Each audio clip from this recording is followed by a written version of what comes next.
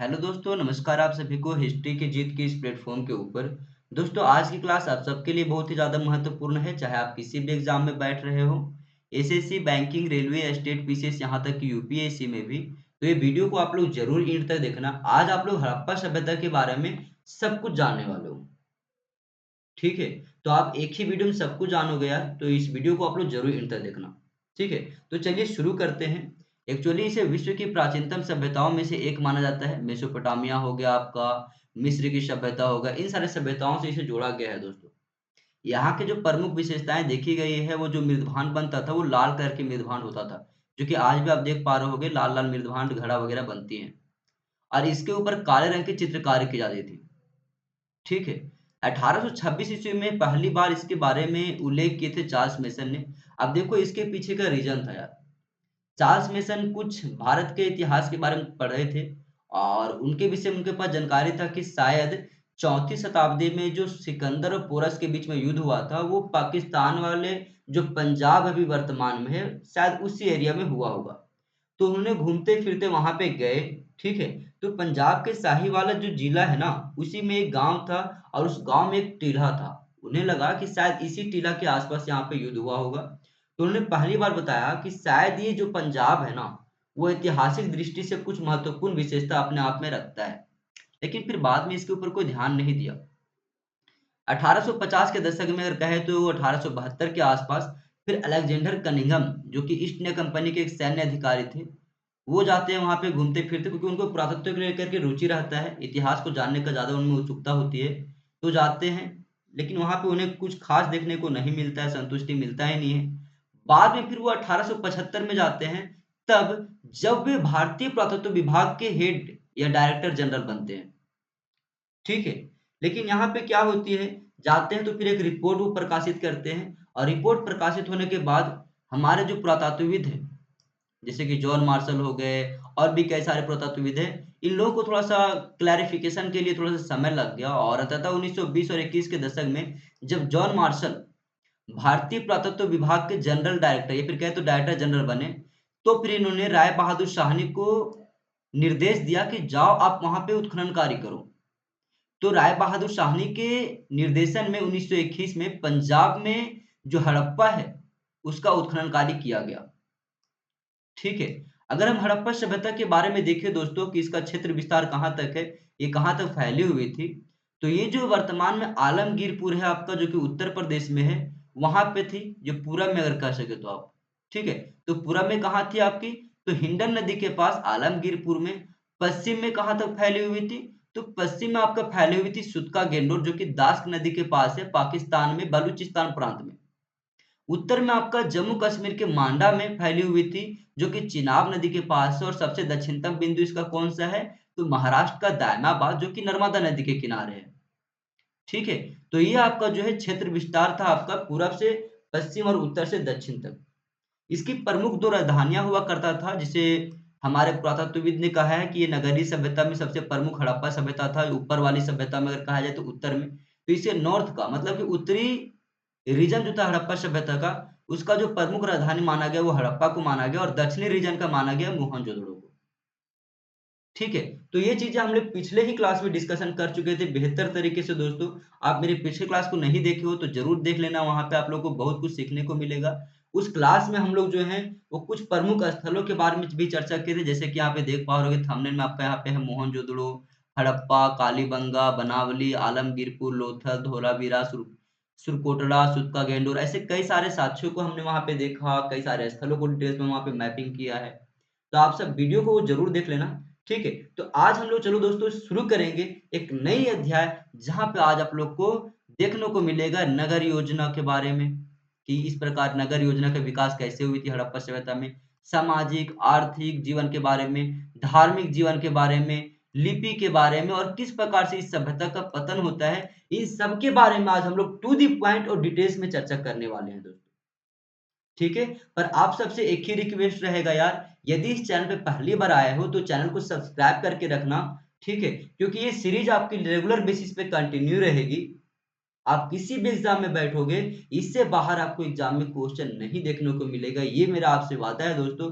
पर आप सब एक वादा जरूर करना कि यदि वीडियो को देखने के बाद पसंद आती है तो कमेंट सेक्शन में फीडबैक देना और दोस्तों को इस वीडियो को रिकमेंड जरूर करना यार। ठीक है, तो चैनल सब्सक्राइब करके रखो दोस्तों। चलिए शुरू करते हैं। ठीक है, तो हड़प्पा सभ्यता एक विशाल क्षेत्र के अंदर फैली हुई थी, जिसके भीतर जल और मैदान, पर्वत, पठार व समुद्री तट सभी प्रकार के पर्यावरण अस्तित्व में थे। यहाँ पे आप देख पा रहे होगे कि जो सभ्यता है, उसके जितने भी प्रमुख क्षेत्र हैं, वो सारे नदियों के किनारे ही बसे हुए हैं। चाहे वो झेलम नदी हो, चाहे चेनाब हो, रावी हो, सतलज हो, सरस्वती हो, और प्रमुख नदी अगर कहे तो आपका सिंधु हो। इन्हीं सारे नदियों के किनारे वो बसी हुई थी। अब जब यार कोई सभ्यता का विकास होता है तो इसका सबसे पीछे का रीजन होता है कि आर्थिक स्थितियां उनका सुदृढ़ होना चाहिए, तभी किसी सभ्यता का विकास हो सकेगा। ठीक है, और यही वजह था कि यहाँ पे इन लोग को मिट्टियाँ अच्छी मिली, यहाँ पे उनका पर्यावरण अच्छा मिला, एनवायरनमेंट उन्हें अच्छा मिला। तो यहाँ पे क्या हुआ, अधिशेष मात्रा में कृषि उत्पादन का विकास होना शुरू हो गया। और जब अधिशेष मात्रा में कृषि का विकास होता है तो इससे क्या होती है, वाणिज्य व्यापार का विकास होता है। और जब वाणिज्य व्यापार का विकास होता है तो लोगों में सामाजिक जीवन में परिवर्तन आते हैं दोस्तों। और जब सामाजिक परिवर्तन में आती है या फिर सामाजिक जीवन में परिवर्तन आता है तो धार्मिक जीवन का भी क्या होता है, विकास होता है। ठीक है, तो चलिए एक एक करके हम लोग डिटेल्स में चर्चा करेंगे, आर्थिक जीवन, सामाजिक जीवन, धार्मिक जीवन, इन सभी के बारे में। ठीक है, तो सबसे पहले आर्थिक जीवन में बात करते हैं कृषि को लेकर के। आप सब वीडियो को लास्ट तक देखना, पॉइंट वाइज पॉइंट देखना। ठीक है, यहाँ पे सारी चीजें मेंशन की गई है दोस्तों। यदि हम बात करें कृषि को लेकर के, यदि हम कृषि को लेकर के बात करें तो सिंधु नदी घाटी की सभ्यता, जो भारत की प्राचीनतम सभ्यताओं में से एक मानी जाती है, कृषि कार्य का प्रमाण वहां पे देखने को हमें मिलता है। इस सभ्यता के लोगों के आर्थिक जीवन का अगर प्रमुख आधार देखे तो कृषि हुआ करता था। पुरातत्ववेदों ने खुदाई की कई सारे एरिया में और उन्हें क्या पाया, और उन्हें देखा कि खुदाई के दौरान कई ऐसे प्रयोगात्मक खोज निकाला जिससे यह स्पष्ट होता है कि यहाँ के लोग कृषि का कार्य किया करते थे तथा यहाँ फसलों का भी उत्पादन हुआ करता था। सिंधु का भाग जैसे कि मकरान तट आपका हो गया, बलूचिस्तान हो गया आपका, आप लोग को पता होगा मेहरगढ़ के बारे में, जहाँ पे नवपाषाण काल से ही हमें देखने को मिलता है कृषि व्यवस्था। तो उन सारी एरिया में अभी और क्या होगी, कृषि में विस्तार होगा। नए नए अलग अलग प्रकार की वैरायटी की, अलग अलग वैरायटी की यहाँ पे फसल उगाई जाएंगी। तो ठीक है, तो पूर्व हड़प्पा काल के निरंतर हड़प्पा काल में भी जारी रहता है, जो कि नवपाषाण काल में हमें जो देखने को मिलती है क्या, कृषि का विकास। ठीक है, और यही फिर बाद में हमें वैदेशिक व्यापार की ओर बढ़ावा देता है दोस्तों। ठीक है, तो हड़प्पा काल में कई तरह के फसलों का उत्पादन किया जाता था, जिसमें अगर देखा जाए अभी तक जो हमें देखने को मिली है वो 9 प्रकार की फसलों का पहचान करने को देखा गया है। और उस 9 फसलों में जो सबसे प्रमुखता देखा गया है वो गेहूं और जौ को देखा गया है। गेहूं और जौ के भी 2 प्रजातियां देखने को मिली है। जैसे अगर बात करें गेहूं की तो टिट्रिकम कम्पेक्टम हो गया और दूसरा आपका एस्पेरोकोकम। जबकि अगर जौ की बात करें दोस्तों तो आपका हेरोडियम, बैलगैर और दूसरा हेक्साटियम। ठीक है, ये कुछ 2 प्रमुख प्रजातियां थी आपका गेहूं और जौ के दोस्तों। यहाँ गेहूं और जौ के अलावा चावल का भी उत्पादन देखने को मिला है। ठीक है, लोथल में अगर देखा है दोस्तों तो लोथल से और रंगपुर से चावल के परमान मिले हमें। रंगपुर से धान की भूसी मिली है। एग्जाम में डायरेक्टली क्वेश्चन बनते हैं कि हड़प्पा सभ्यता के किस स्थल से हमें धान की भूसी मिली है, तो वो मिली है रंगपुर से। इसके अलावा अगर देखा जाए दोस्तों तो बनवाली से हमें अच्छे किस्म के तिलहन का मिलना, लोथल से बाजरे का मिलना, ये सारे हमें दिखाते हैं कि हड़प्पा सभ्यता में अलग अलग फसलों का विकास हो रहा था। ठीक है, आगे यदि हम बात करें दोस्तों तो आगे हम देखते हैं कि मोहनजोदड़ो तथा हड़प्पा के भग्नावशेषों में खजूर के गुठलियां थी। मतलब कि खजूर के कई सारे गुठली देखने को मिली है जब वहां पे उत्खनन कार्य किया गया। तो इससे ये हमें पता चलता है कि उस समय फलों का भी उत्पादन हुआ करता था। हड़प्पा वासी पहली बार कपास का ही निर्माण शुरू किया, ध्यान रखना। हड़प्पा वासी को ही सर्वप्रथम कपास उगाने का श्रेय दिया जाता है, कॉटन उगाने का। मोहनजोदड़ो से एक चांदी के बर्तन में कपड़े के अवशेष मिले हैं। साथ से कालीबंगा से एक बर्तन का टुकड़ा मिला है जिस पर सूती कपड़े का निशान है। यहीं से एक उस्तरे पर भी कपड़ा का वस्त्र लिपटा हुआ मिला था दोस्तों। साथ ही साथ लोथल और रंगपुर के आसपास का जो क्षेत्र था वो कपास उपजाने के लिए बहुत ज्यादा उपयुक्त था इसका भूमि। और यूनानी लोग कपास को सिंडोन कहा करते थे, सिंडोन। मोहनजोदड़ो से सूत के लपेटने के लिए जाने वाली हमें तकनीकी या फिर औजारों का भी यहाँ पे देखने को मिलती है दोस्तों। आगे यदि हम बात करें हड़प्पा वासी के बारे में, तो हड़प्पा वासी किसान कृषि कार्य के प्रति पूरी तरह से लगनशील थे। उनके अंदर क्यूरियोसिटी हमेशा जागता था, अलग-अलग प्रकार के अधिशेष सरप्लस उत्पादन को लेकर के, ठीक है? और यही कारण है कि उन्होंने अधिशेष उत्पादन कर उन वर्गों की भी सहायता किया जो सीधी कृषि कार्य से जुड़े हुए नहीं थे। किसानों की ही मेहनत का प्रतिफल था दोस्तों यहाँ की एक व्यापारी वर्ग का उद्भव हो सका, ठीक है? और हड़प्पा वासी भारत में प्रथम नगरीय सभ्यता का भी बीज बो दिए थे। संभवतः यहाँ के निवासी 4 वर्गों में बटे हुए थे। 4 वर्ग कौन-कौन सा था? तो पुजारी वर्ग पहला, दूसरा आपका वैश्य वर्ग, तीसरा आपका कृषक और चौथा आपका कुली। एग्जाम में पूछा जाता है कि हड़प्पा सभ्यता कितने वर्गों में बटी हुई थी? तो 4 वर्ग आप बता सकते हो, पुजारी, वैश्य, कृषक और कुली। ठीक है? कृषक अधिशेष उत्पादन के लिए केवल मानसून पर ही निर्भर नहीं रहते थे, ये बात को याद रखना, बल्कि वे नहरों के निर्माण एवं जाल के सिंचित करने की विधि से भी परिचित थे। सिंचाई के लिए जो नहर एवं बांध का निर्माण किया गया था, शायद वह अब बाढ़ के द्वारा लाए मिट्टी के नीचे दब गई है दोस्तों। अगर हम देखा जाए, अगर वहां पे जाके रिसर्च वगैरह हम लोग करते हैं, मतलब कि हमारे जो रिसर्चर है, पुरातत्वविद है, वो लोग जब करते हैं तो लोग पाते हैं कि बहुत सारी चीजें अब जो है मिट्टी के अंदर दब गई है। ठीक है। दूसरी बात, कृषि कार्य के लिए किसान शायद तांबे की पतली कुल्हाड़ियों को लकड़ी के हत्थे पर बांधकर भूमि खोदने का प्रयोग करते थे। देख पा रहे हो, तांबा का बनाया हुआ कुल्हाड़ी को हाथों में बांध करके वो खुदाई करते थे कृषि कार्यों में। इसके अलावा चट के फलकों की लकड़ी के हत्थे पर चिपकाकर हंसिया की तरह उसका प्रयोग किया जाता था। बल्कि देखा जाए दोस्तों, तो देखा है डीडी कौशाम्बी का मानना है कि सैंडो सभ्यता के लोग हल के प्रयोग से अनभिज्ञ थे। इस सैंडो सभ्यता को डीडी कौशाम्बी कहते हैं कि सैंडो सभ्यता वाले लोग कोई हल का प्रयोग नहीं करते थे। लेकिन अगर देखा है इसका साक्ष्य दोस्तों, तो हरियाणा स्थित सैंडो शहर से बनवाली से अगर कहे जाए, हरियाणा में कहाँ पे, तो बनवाली से पकाए गए मिट्टी से निर्मित हल के खिलौने देखने को मिलती है। साथ ही साथ दोस्तों, राजस्थान के कालीबंगा से जुता हुआ खेत देखने को मिलता है। और ये चीजें हमें स्पष्ट कर देती है कि उस समय खेती में हल का प्रयोग हुआ करता था। ठीक है। यहाँ तक कि ये भी देखा गया कि हल बैलों के द्वारा खींचे जाते थे, जो हड़प्पाई लोगों की भारावी पशु संपदा का एक प्रमुख अंग हुआ करता था। इस समय के किसानों के खेतों में बीज बोते समय भौगोलिक परिस्थितियों का भी ध्यान रखा जाता था। चूंकि सभ्यता के अधिकांश क्षेत्र नगर नदियों के किनारे बसे हुए थे, इसलिए बाढ़ आने की जानकारी भी इन्हें रखनी पड़ती थी। देखो दोस्तों, आप सबको बताया गया था, पहले ही क्लास में बता दिए थे कि जो हमारी सभ्यता है, सिंधु घाटी सभ्यता यानी कि हड़प्पा सभ्यता, वो नदियों के किनारे बसी हुई है। सिंधु नदी और उसके सहायक नदियों के किनारे, चाहे वो झेलम हो, चेनाब हो, रावी हो, सतलज हो, ब्यास हो या सरस्वती ही क्यों ना हो, इन्हीं नदियों के किनारे बसी हुई थी। और जब बारिश आती थी, मानसून की जब होती थी, तो देखा जाता था कि उस एरिया में बाढ़ हो जाता था। तो पर उन्होंने पता है क्या चालाकी लगाया, वो लोग क्या करते थे, बाढ़ आने की जानकारी रखने के साथ साथ जब वो बाढ़ की समाप्ति हो जाती थी ना, तब वो फसल को बोते थे। और जब उनको लगता था कि बाढ़ अब आने वाली है या फिर मानसून आने वाली है, तो उससे पहले वो फसल को काट लेते थे। देखो कितना उन लोगों के पास दिमाग था। ऐसा कहा जाता है कि पंजाब और सिंध की नदियां में अक्सर आने वाली बाढ़ों से खेती की सिंचाई की जाती थी। ठीक है। किसानों से करों की वसूली अनाज के रूप में ही की जाती थी। उस समय भी कर व्यवस्था था, लेकिन कर व्यवस्था कैसा होता था, अनाज के रूप में। और उस समय जो हमारी प्रशासनिक व्यवस्था थी वो कैसा थी, वो थी आपकी गणतांत्रिक, चुनी हुई सरकार हुआ करता था। वो लोग चुनते थे सरकार को अपना। ठीक है। यहाँ मुद्रा के प्रचलन के बारे में कोई जानकारी नहीं मिलती है।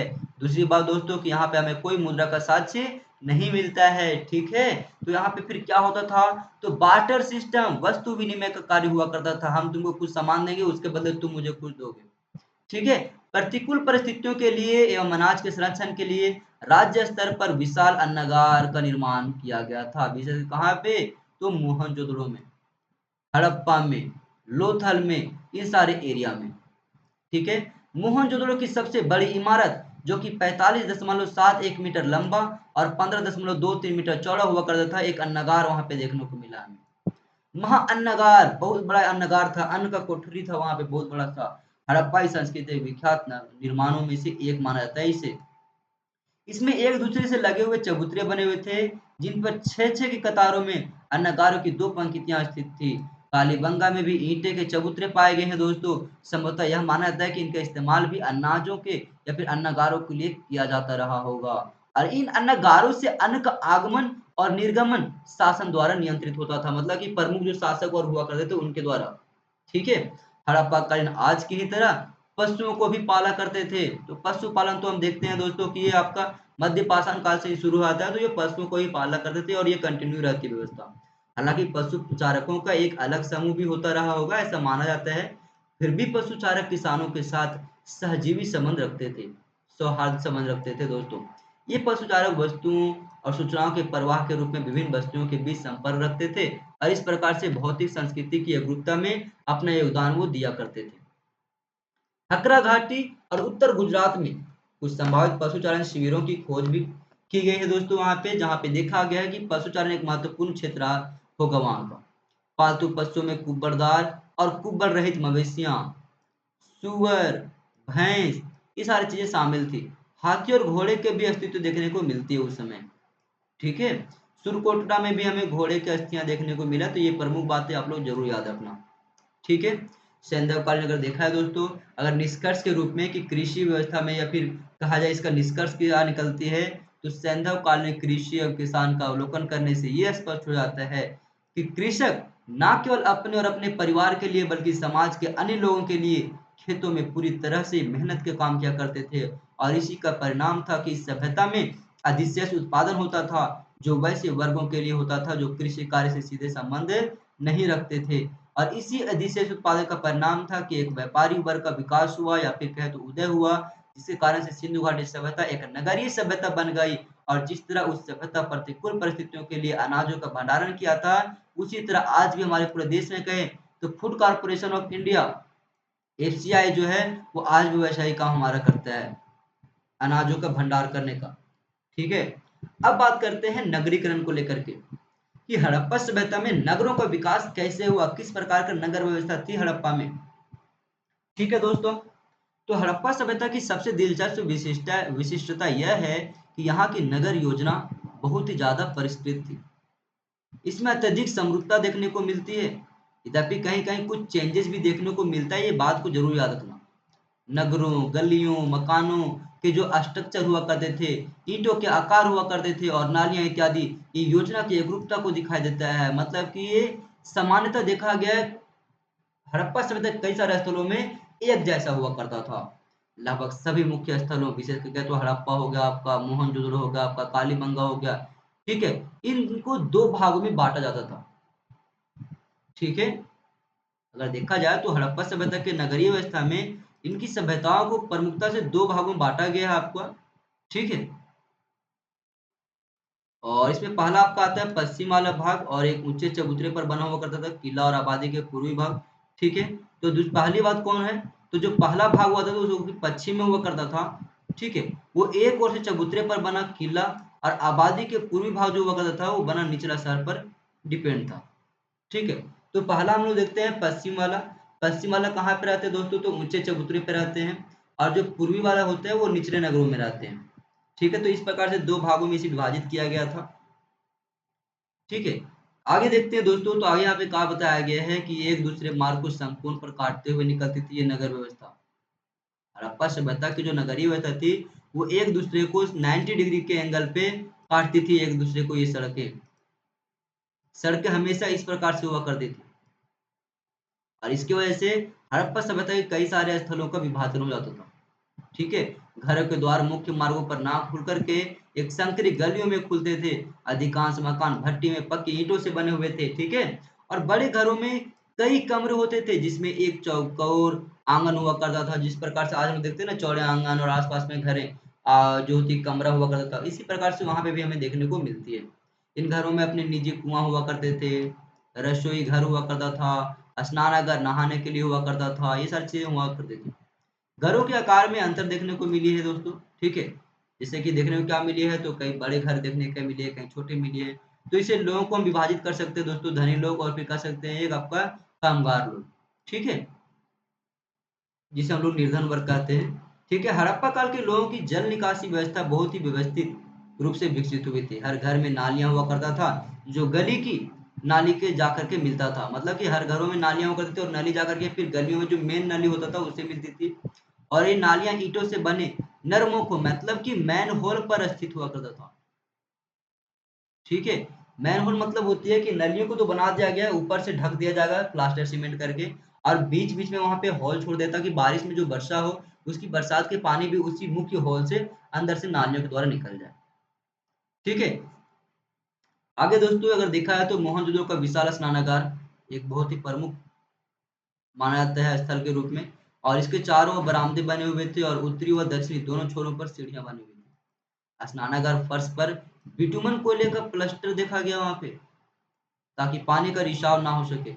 देख रहे हो। साथ ही एक कमरे से पानी की आपूर्ति होती थी, ऐसा भी अनुमान लगाया गया है, और पानी की निकासी के लिए नालियां बनाए गए थे। स्नानागार के चारों ओर किनारों पर कुछ कमरे बने थे जो शायद कपड़े बदलने के काम आ सकते थे, ऐसा माना जाता है। ठीक है। विद्वानों का, हमारे जो रिसर्चर है उनका मत है कि विशाल स्नानागार धार्मिक क्रियाकलापों के लिए, स्नान के लिए उपयोग में लाया जाता था। विशाल स्नानागार के पश्चिम की ओर अन्न भंडार के लिए एक धान्य कोठार स्थित होता था, और इसमें अन्न के भंडार के लिए ईंटों से निर्मित कई सारे चौकोर खड़ा किए गए थे। ठीक है। आगे यदि देखें दोस्तों तो हम पाते हैं क्या कि लोथल में ईंट से बने एक ढांचा मिला है, जिसे गोदीवाड़ा भी कहा जाता है, जहां जहाजों के लंगर डाले जाते थे और ये माल के उतारने चढ़ाने के काम में आते थे। देख पा रहे हो नगरीय व्यवस्था इसकी। नगरीय व्यवस्था में इन्हें हड़प्पा में क्या देखा गया है, हड़प्पा में क्या है तो आपका लोथल में, तो लोथल में देखा गया है दोस्तों, यहाँ पे विशेष करके कि लोथल में बंदरगाह हुआ करता था, जो व्यापारिक गतिविधियों को संचालित करता था। जहाज वगैरह वहां पे देखने को मिली हमें।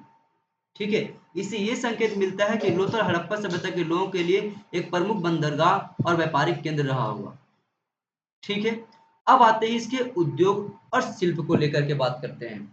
तो हड़प्पा के लोग लोहे के अतिरिक्त लगभग हर तरह के धातुओं का यूज किया करते थे। केवल उनके पास लोहे की जानकारी नहीं होता था। ठीक है। वे सोने और चांदी की वस्तु बनाया करते थे। सोने की वस्तुओं में मोती हो गया, आपका बाजूबंद हो गया, सुइयां हो गई, और अन्य गहने शामिल थे उसमें। परंतु सोने से ज्यादा वो चांदी का उपयोग अधिक करते थे। ठीक है। आगे यदि हम बात करें दोस्तों तो तांबे के औजार और अस्त्र शस्त्र भी उनके पास देखने को मिलती है हमें। सामान्य औजारों में अगर देखा तो कुल्हाड़ी, आरी, छैनी, चाकू, भाला, ठीक है, तीर, ये सारी चीजें हमें वहां पे देखने को मिलती है। शिल्प और उद्योग के धंधों में अगर बात करें तो ध्यान देने की बात यहाँ पे ये है कि हड़प्पा के जो लोगों द्वारा बनाए गए शास्त्र थे ना, वो ज्यादातर सुरक्षा के लिए यूज किए जाते थे, अपने आप का प्रोटेक्शन करने के लिए। ठीक है। आगे बता दें दोस्तों, तलवार जैसे शास्त्रों में मिलने का यहाँ पे कोई प्रमाण नहीं मिलता, वहां पे तलवार हमें नहीं देखने को मिलती है, ये बात को आपको जरूर याद रखना। ठीक है। पत्थर के औजारों का भी आमतौर पर उपयोग होता था वहां पे। तांबा जो है वो राजस्थान में खेतड़ी से लाया जाता था। ठीक है। सोना हिमालयी क्षेत्रों से, और तराई और दक्षिण भारत में गए तो आपका कर्नाटक वाला जो एरिया है, कोलार गोल्ड फील्ड वाला जिसको केजीएफ आप बोलते हो, तो कोलार से भी आया था वहां पे। ठीक है। सोना वगैरह और चांदी जो था आपको मेसोपोटामिया से आते थे। हमें कांसे के उपयोग के प्रमाण भी मिले वहां पे। ठीक है। परंतु बहुत ही सीमित स्तर पर था ये कांस्य। ठीक है। तांबे का ज्यादा उपयोग हुआ है वहां पे, पत्थरों का ज्यादा उपयोग हुआ है सभ्यता में। और इस सभ्यता में अगर देखा है तो इस संबंध में सबसे प्रसिद्ध जो नमूना हमें वो मोहनजोदड़ो से मिली है, कांसे से बने नर्तकी की मूर्तियां, नृत्यांगना यहाँ पे लिखा हुआ आपका। ठीक है। तो कांसे की नर्तकी की जो मूर्ति मिले दोस्तों, बहुत ही स्पष्ट रूप से बताता है कि कुछ ही क्यों ना हो, थोड़ा ही बहुत ही क्यों ना हो, लेकिन कांसे का उपयोग होता था। लेकिन ज्यादा मात्रा में किसका उपयोग होता था, तो तांबे का उपयोग होता था। ठीक है। मन के बनाने की कला भी प्रमुख एक शिल्पकारी के रूप में उन लोगों के पास था, मतलब कि उनके पास मन के घड़े वगैरह बनाने का, कई सारी चीज़ों को बनाने का, मन के वगैरह बनाने का उनके पास जानकारी था। बहुमूल्य पत्थरों और रत्नों से मोतियों का निर्माण किया करते थे वो लोग, कार्नेलियन वगैरह का बनाया करते थे। मोती बनाने के लिए उन्हें सिएटाइट का उपयोग करते थे। ठीक है। चन्हू और जो हमारा लोथल है, वहां से मोती बनाने के कारखाने मिले हैं। ठीक है। तो ये बात को आपको जरूर याद रखना। आगे यदि हम बात करें दोस्तों यहाँ पे तो आपका हाथी दांत की नक्काशी और मोती बाजूबंद और अन्य सजावटी सामानों पर भी मीनाकारी का काम चलने वाली थी, मतलब चलती थी यहाँ पे, थोड़ा बहुत नक्काशी वगैरह भी चलता था वहाँ पे। ठीक है। गढ़ी वगैरह चलता था। ठीक है दोस्तों। तो हड़प्पा काल की अगर देखा जाए दोस्तों तो यहाँ पे प्रमुख जो चीज देखने को मिलती है हमें, वो यही मिलती है कि यहाँ पे दाढ़ी वाले पुरुष भी देखने को मिलती है, पत्थर के थे। ठीक है। अंधमुंदी जैसे कि ध्यान नग्न में करके है तो मग्न मुद्रा में आपका कुछ वहाँ पे क्या मिलती है, साधु वाली मूर्ति मिलती है, ऐसा लगता है कि वो योगा वगैरह कर रहे हैं। तो नगरीय विशेषता थी आपकी ये दोस्तों, ठीक है। और हाँ, आप सबसे बता दूं ना कि इसके अगर आपको नोट्स चाहिए ना पूरी डिटेल्स में, ये आपको यदि नोट्स चाहिए, आपको ये पीडीएफ चाहिए, तो आप मेरे टेलीग्राम ग्रुप को ज्वाइन कर लो। हिस्ट्री के जीत के नाम से टेलीग्राम ग्रुप बनी हुई है। आप मुझे वहाँ पे ज्वाइन करोगे तो डेली बेसिस पे आपको वहाँ पे जितने भी क्लास होती है हमारे, उसका नोट्स या फिर पीडीएफ मिल जाएगा।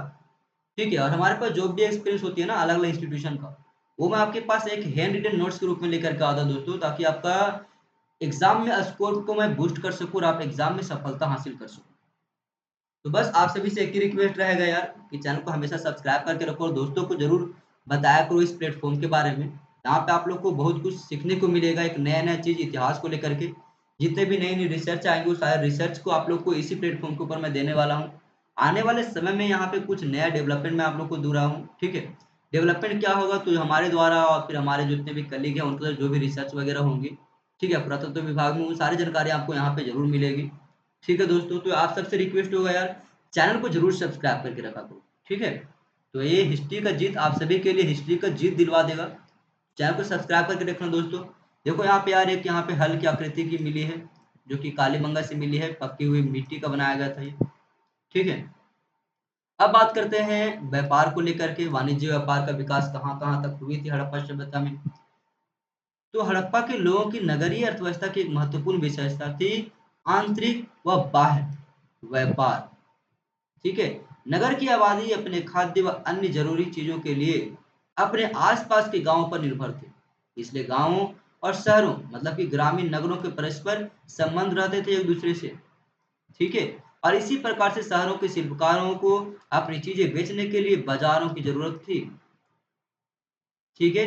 इससे शहरों के बीच परस्पर संपर्क स्थापित हुए और व्यापारों ने विदेशी भूभागों, विशेष करके अगर बात करें तो मेसोपोटामिया आपका हो गया दोस्तों यहाँ पे, ठीक है, मिस्र हो गया, इन सारे सभ्यताओं से मिलने का एक रीजन बना, ठीक है। ध्यान देने की बात यहाँ पे ये हो जाती है कि शिल्पकारों को अपनी चीजों बनाने के लिए अनेक प्रकार के धातुओं और बहुमूल्य रत्नों की जरूरत पड़ती थी, ठीक है। परंतु स्थानीय रूप से अगर देखें तो ये उपलब्ध नहीं होता था, जिसकी वजह से कई बार इसे विदेशों से मंगवाया जाता था।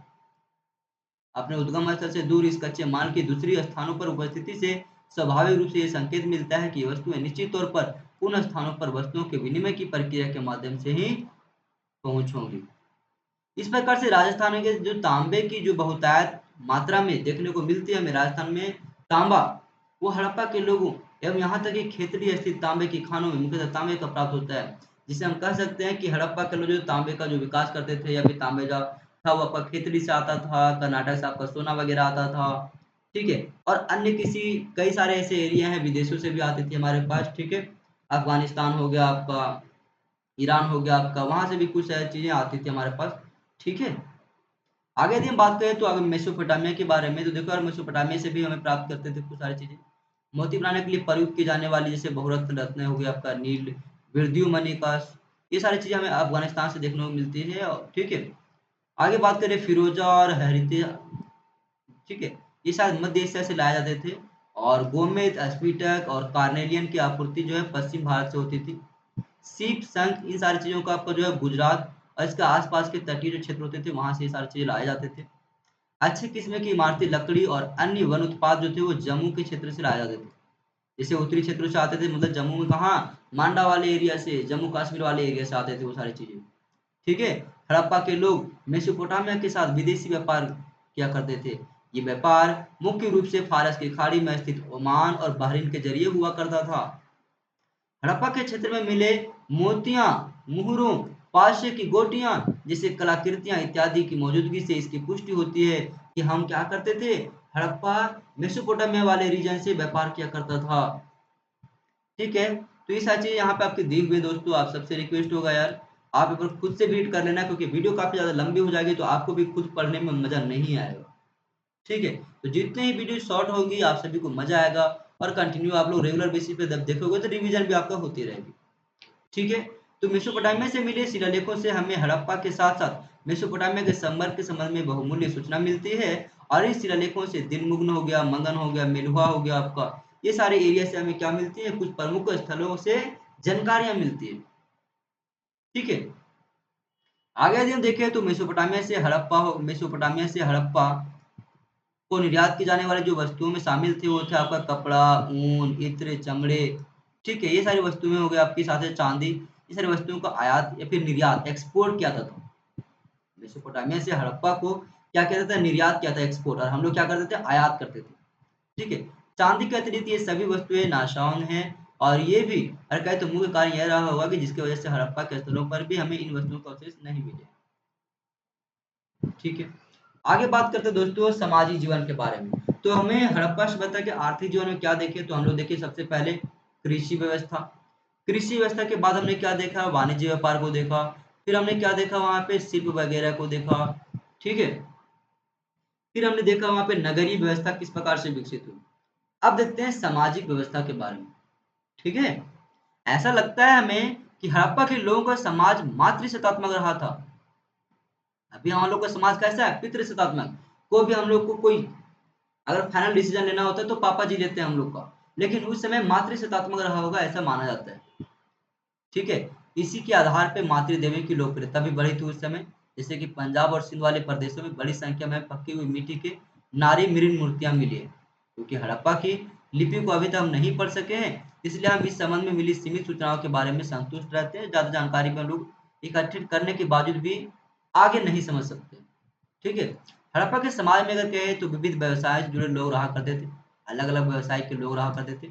इनमें कौन कौन व्यवसायी वाले, तो पुजारी वर्ग रहा करता था, योद्धा रहा करता था, किसान वर्ग था, व्यापारी था, कारीगर था। कारीगरों में से आपका राजगीर हो गया, बुनकर हो गया, सुनार हो गया, कुम्हार हो गया, ये सारे आपका वर्ग रहा करते थे। ठीक है। हड़प्पा और लोथल जैसे स्थानों पर मिले मकानों के ढांचों से ये पता चलता है कि विभिन्न वर्गों के लोगों के द्वारा आवास के लिए अलग अलग प्रकार के भिन्न भिन्न प्रकार के भवनों का उपयोग किया जाता था। हड़प्पा के कोठार के पास बने कारीगरों के घर से इस वर्ग के कारीगर की उपस्थिति के संबंध में भी पुष्टि मिलती है। इसी प्रकार से देखा दोस्तों तो लोथल में तांबे का काम करने वाले कारीगरों और मोती बनाने वाले कारीगरों की कार्यशालाओं, मतलब कि कार्य कुशलताओं के बारे में हमें जानकारी मिलती है। ठीक है। वास्तव में अगर देखें तो हम ये कह सकते हैं दोस्तों कि जो लोग बड़े घरों में रहते थे वो एक धनी वर्ग के लोग थे, और जो आपका कारीगर थे और जो छोटे क्वार्टरों में रहा करते थे, बैरकों में रहा करते थे, वो एक मजदूर या फिर निम्न वर्ग के लोग थे। ठीक है। आगे बात करते हैं उनकी वेशभूषा के आधार पर भी उनके हम सामाजिक परिवितियों को जान सकते हैं। तो उनकी वेशभूषा के ढंग के संबंध में हमारी जानकारियां सीमित है, उस काल के दौरान मिली है, जैसे कि पक्की हुई मिट्टी और पत्थर की बनी महिलाओं की मूर्तियां पर आधारित है। पुरुषों का अधिकतर जिस पहनावे को दर्शाया गया है उसमें देखा गया है कि वो धोती पहनते थे। ठीक है। और कुछ कुछ अगर देखा गया यार धोती के साथ साथ तो गहने वगैरह भी पहना करते थे, तो ये सारी चीजें कॉमन हुआ करती थी महिला और पुरुष दोनों में, गहना जेवर वगैरह पहनना। ठीक है। हड़प्पा के लोग को सजने संवरने का भी बहुत ज्यादा शौक था। विभिन्न स्थलों पर मिली पुरुषों व महिलाओं की मूर्तियों से बाल संवारने के प्रमाण मिले हैं। पुरुषों व स्त्रियों जो है वो दोनों बाल को संवारते थे, और दोनों के तरीके जो थे वो क्या थे, अलग अलग थे। लोग आभूषण पहनने के भी शौकीन थे, और मुख्य तौर पर देखा है तो स्त्रियों पुरुषों तो दोनों आभूषण का उपयोग किया करते थे दोस्तों, जैसे कि नेकलेस हो गया आपका, बाजूबंद हो गया आपका, कान का हो गया। ठीक है। तो ये सारी चीजें वो लोग भी पहना करते थे। ठीक है। अब बात करते हैं धार्मिक जीवन के बारे में कि हड़प्पा सभ्यता का धार्मिक व्यवस्था कैसी थी, क्या वो लोग धार्मिक प्रवृत्तियों से जागृत थे। तो चलिए इसके बारे में चर्चा करते हैं। तो हड़प्पा के लोगों के धार्मिक विश्वासों और रीति रिवाजों के संबंध में हमारे पास जो जानकारी मिलती है वो केवल मूर्तियों से मिलती है, यानी कि मृण मूर्तियों से मिलती है। हड़प्पा के लोगों के धर्म को आमतौर पर जीवोपासक, यानी कि पेड़ों व पत्थरों के उपासक के रूप में जाना जाता है। मतलब कि जो हम लोग जो है ना, हड़प्पा वासी जो हमारे पूर्वज थे, वो लोग विशेषकर जीवन उनका अच्छे तरीके से चल सके, इसके लिए वो पेड़ों और पत्थरों को पूजा किया करते थे, और उनसे बने हुए मूर्तियों का। हड़प्पा के विभिन्न स्थलों पर मिली पक्की हुई मिट्टी के असंख्य व मृण मूर्तियां को मातृ देवी की संज्ञा दिया गया है। इनसे अधिकांश मूर्तियों में महिलाओं ने चौड़ी सी करधनी पहनी हुई है, बाघ की खाल का कपड़ा और गले में हार पहने रखी है। वे पंख के आकार वाली शिरोवस्त्र पहने हुए हैं। कुछ मूर्तियों में महिलाओं को गोद में एक शिशु को दिखाया गया, यानी कि बच्चा को। तो एक मूर्ति में एक महिला के गर्भ से एक पौधा वो निकलता हुआ दिखाया गया है। ठीक है। जबकि दूसरी मूर्ति शायद ऐसा माना जाता है यार कि भूदेवी की प्रतीक होती है। तो पहला जो आपका मूर्ति है जो कि शिशु वाला है, जहाँ पे वो देखते हैं कि उनकी महिला के गोद में शिशु होती है, उसको मानते हैं जीविकोपार्जन के लिए, कि वो बच्चों को संतान उत्पत्ति के लिए, ये सारी चीजों के लिए। जबकि दूसरे जो होते हैं जहाँ पे देखते हैं कि गर्भ से पौधा निकलता हुआ रहता है, वो भूदेवी या भूमि की देवी के रूप में उसे माना जाता है। बहुत से विद्वान मानते हैं कि हड़प्पावासी लिंग यानी कि पुरुष यौनांग और योनि महिला यौनांग के उपासक थे, परंतु कुछ इस मत के असहमत भी हैं, कुछ लोग नहीं भी मानते इसे। ठीक है। हड़प्पावासियों का पुरुष देवता में आस्था का साक्ष्य मिलता है, ये ध्यान रखना। ऐसा नहीं है कि मातृ देवी का ही पूजा करते थे, केवल मातृ देवी का ही भगवान को पूजा करते थे वो लोग, तो केवल उसी को जानेंगे। वो लोग पुरुष देवता को भी मानते थे। ठीक है। जैसे पशुपति शिव का हमें मुहर मिला है, वहां पे एक मुहर पर बनी एक आकृति से जिसमें एक पुरुष के सिर पर भैंसों के सींग वाला मुकुट है, जो यौगिक मुद्रा में बैठे हुए हैं और इसके आसपास कई सारे पशु हैं। अनेक विद्वान तो इसे भगवान पशुपति शिव मानते हैं, या फिर कई बार इसे आदि शिव भी कहा गया है। ठीक है। यद्यपि कुछ विद्वानों का इससे मतभेद भी रहा है और एक अन्य मुहर में इसे सींगों वाले देवता के रूप में भी आकृति चिन्हित की गई। ठीक है दोस्तों। ईसा पूर्व के मध्य ये देखा गया था दोस्तों, कब की बात यहाँ पे हो रही है, तो देखो यार ये सारी चीजें प्रमुख कहानियां आप सभी के लिए। ठीक है। आबादी के क्षेत्र में देखें तो धीरे धीरे क्या होती है, सिकुड़ना शुरू कर देती है बाद में, और फिर इसमें उत्तरकालीन व्यवस्था जब आती है आपकी, फिर सभ्यता धीरे धीरे फिर पतन की ओर चली जाती है। ठीक है। तो ये सारी प्रमुख चीजें आपकी, तो आप इसे स्क्रीनशॉट ले लें या फिर टेलीग्राम ग्रुप में ज्वाइन कर ले दोस्तों, क्योंकि वीडियो ज़्यादा लंबा ना हो इसकी वजह से मैं इसको स्किप कर रहा हूँ। ठीक है। अब बात करते हैं इसके लिपि के बारे में कि हड़प्पा सभ्यता के प्रमुख लिपियां कैसी थी। तो यार याद रखना कि हड़प्पावासी शिक्षित थे। उसके बाद जो वैदिक कल्चर आती है, जहाँ पे प्रारंभिक वैदिक काल का हम लोग चर्चा करेंगे अगले वीडियो में, वो लोग अशिक्षित थे, वो लोग शिक्षित नहीं थे। लेकिन जो हमारे हड़प्पावासी थे, हड़प्पा काल की जो सभ्यता थी, वो शिक्षित सभ्यता थी। भले ही हम लोग को चित्रकारी व्यवस्था करके इग्नोर करते हैं कि वो चित्रकारी है तो हमसे नहीं पढ़ सकते, ऐसा कुछ भी नहीं है। हड़प्पावासी शिक्षित थे, नहीं पढ़ने की वजह है कि हम लोग नहीं समझ सके उसके चित्रों को, इसकी वजह से। हड़प्पा की मुद्राओं पर अनेक प्रकार के चिन्ह या फिर आकृतियां बनी हुई हैं, और हाल ही में किए गए अध्ययनों से यह संकेत मिला है कि हड़प्पा की लिपि में लगभग 400 चिन्हों का प्रयोग किया गया है, और ये दाएं से बाएं की ओर लिखी जाती थी, ये याद रखना। परंतु अभी तक इस लिपि को हम लोग पढ़ नहीं सके। ऐसा समझा जाता है कि ये अपनी भावों को सीधे व्यक्त करने के लिए भाव चित्र का प्रयोग या फिर चित्रात्मक लिपि का प्रयोग करते थे एक अक्षर के रूप में। ठीक है। हम उनकी भाषा की कोई जानकारी नहीं है अभी तक, परंतु कुछ विद्वानों को विश्वास है कि ये बाहुराई भाषा का प्रयोग करते थे। ठीक है। जिसे बाहुइया भाषा बोलते हैं, जिस बोली का पाकिस्तान के बलूची लोग आज भी बोलते हैं। तथापि अभी भी इस बारे में हमें साफ तौर पर कहे तो कोई जानकारी नहीं मिलता कि शायद में इसी भाषा का प्रयोग करते थे। धीरे धीरे क्या होता है, ये सभ्यता सिकुड़ना शुरू कर देती है 19वीं शताब्दी के आसपास, और 1400 ईस्वी के आसपास आते आते, मतलब कि 1420 ईसा पूर्व के पास आते आते ये सभ्यता पूरी तरह से पतन कर जाती है। तो हड़प्पा की सभ्यता 1900 ईसा पूर्व तक फलती फूलती रही, और इस सभ्यता के बाद की अवधि को नगरीय सभ्यता के बाद के चरण यानी कि उत्तरवर्ती हड़प्पा काल के रूप में हम चिन्हित करते हैं। और इस काल की विशेषता यह रही कि सभ्यता धीरे धीरे सिकुड़ना शुरू कर देती है, और अंततः 1400, कई बार तो कहा था लोग द्वारा कि 1550 ईसा पूर्व के आसपास इस सभ्यता पूर्ण रूप से पतन की ओर चली जाती है। ठीक है। अब इसके बारे में देखो, अलग-अलग विद्वानों ने अलग तरीके से सुझाव दिया कि इसका पतन कैसे हुआ। तो कुछ विद्वानों का सुझाव है कि ये बाढ़ और भूकंप जैसी प्राकृतिक आपदाओं से इसका पतन हुआ है।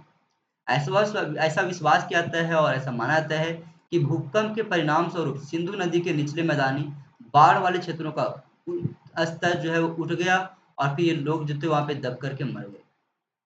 ठीक है। कुछ विद्वानों के मतानुसार घग्गर हाकर नदी के मार्ग में परिवर्तन आने के कारण शुष्क बंजर धरती जो थी वो बढ़ती हो गई। ठीक है।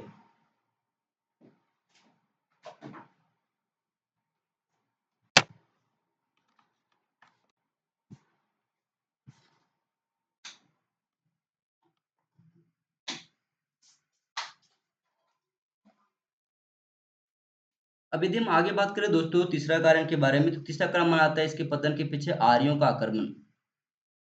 ठीक है। जिसके बारे में अभी तक हमें डिटेल्स जानकारी नहीं मिलती है, केवल कहा जाता है कि आर्यों ने आक्रमण किया और हड़प्पा वासियों को पूरी तरह से पतन करके अपनी एक वैदिक सभ्यता या फिर आर्यन सभ्यता का विकास किया। इस प्रकार से कोई भी एकल ऐसा कोई परिमाण हमें नहीं मिलता है जिससे संपूर्ण सभ्यता के विनाश के बारे में पता चल सके। ज़्यादा से ज़्यादा इनसे सिर्फ कुछ विशिष्ट स्थलों या फिर क्षेत्रों के नष्ट होने का संभावना या फिर संबंध हमें पता चलता है। ठीक है। तो ये सारी चीज़ों को आप लोग जरूर याद रखना दोस्तों। इस प्रकार से हमारा कंप्लीट टॉपिक आज खत्म होती है। मैं मानता हूँ कि इस वीडियो में कुछ कुछ चीज़ आपकी मैं स्किप किया, क्योंकि वीडियो काफ़ी ज़्यादा लंबा हो जाती है तो आपको अच्छा नहीं लगता वीडियो को देखने में। पर जो भी चीज़ें स्किप किया उन सारी चीज़ों को हम आपको एक मौखिक रूप से समझाने की कोशिश ज़रूर किया दोस्तों, ताकि आप लोग को माइंड में एक क्रिएटिविटी जाग सके, ठीक है? और इसके बारे में ऐतिहासिक रूप से एक क्रोनोलॉजी का आपका विकास हो सके। यहाँ पे हम लोग चर्चा किए कि हड़प्पा सभ्यता में सामाजिक स्थितियाँ कैसी थी, आर्थिक स्थितियाँ कैसी थी, धार्मिक स्थितियाँ कैसी थी, नगरों का विकास किस प्रकार से हुआ और कौन-कौन सी सभ्यता महत्वपूर्ण थी। ठीक है दोस्तों, इस प्रकार के और महत्वपूर्ण जानकारियाँ मैं अगले वीडियो में लेकर के आऊँगा और अगला वीडियो हमारा जो होगा, वो आपका होगा वैदिक कल्चर को लेकर के दोस्तों। आप सबसे एक ही रिक्वेस्ट रहेगा यार, यदि चैनल पे आप पहली बार हो तो चैनल को सब्सक्राइब करके रखना। चाहे आप किसी भी एग्ज़ाम की तैयारी कर रहे हो दोस्तों, ठीक है? तो उसमें आपका इतिहास शब्द को एक स्कोर बूस्टिंग सब्जेक्ट के रूप में लाने का ज़िम्मेदारी मेरा है और टेलीग्राम ग्रुप को जॉइन कर लेना, वहाँ पे आपको सारे नोट्स मिल जाएँगे, ठीक है? अगले वीडियो में फिर से मिलते हैं दोस्तों, तब तक के लिए थैंक